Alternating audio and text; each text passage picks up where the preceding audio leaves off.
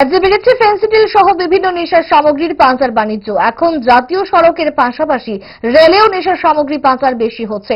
বুধবার দেওঘর এক্সপ্রেস ট্রেনে তল্লাশি করে 1000-এর অধিক ফেন্সিডিলের বোতল বাজেয়াপ্ত করেছে আগরতলা রেল স্টেশনের আরপিএফ পুলিশ ও জিআরপি পুলিশ। জিআরপি থানার ওসি তাপস দাস জানান, দেওঘর এক্সপ্রেস ট্রেনের বিভিন্ন কামরা থেকে তল্লাশি করে ফেন্সিডিলের বোতলগুলি উদ্ধার হয়েছে। এগুলির মূল্য বর্তমানে 7,90,000 টাকা। এই ঘটনায় ফেন্সিডিলের মালিকের খোঁজে তল্লাশি চলছে।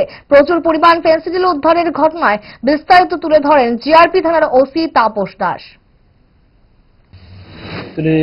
গতকালকে আমাদের আগরতলা রেল স্টেশনে মোট 1580 বোতল এক্সকপ মানে উদ্ধার হয়েছে।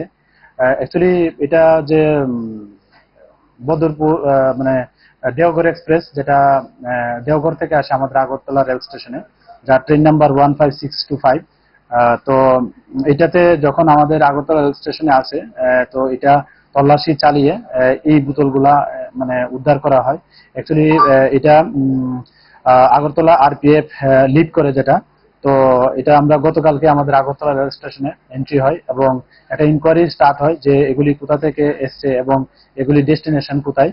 তো এগুলি আমরা দেখছি। আর এগুলির যে মানে বাজার মূল্য, যে আমরা এগুলি নিয়ে যাকে আমরা অনেক সময় বিভিন্ন জনকে অ্যারেস্ট করা হয়, তো এবং কেসও যে হয় তাদের কাছ থেকে তাদের ইন্টারোগেশনে জানা যায় যে এগুলি ডেস্টিনেশন যে প্রাইস, এগুলি প্রায় মানে 500 টাকা বোতল করে হয়।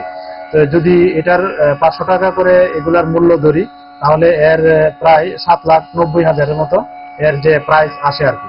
কোন রকমে নাকে মুখে গুজে সারাদিনের জন্য বেরিয়ে পড়া, অম্বলের আর দোষ কি? তাই তারা 5 দশক ধরে গ্যাস, অম্বল ও পেটের সমস্যার একমাত্র সমাধান গ্যাস ন।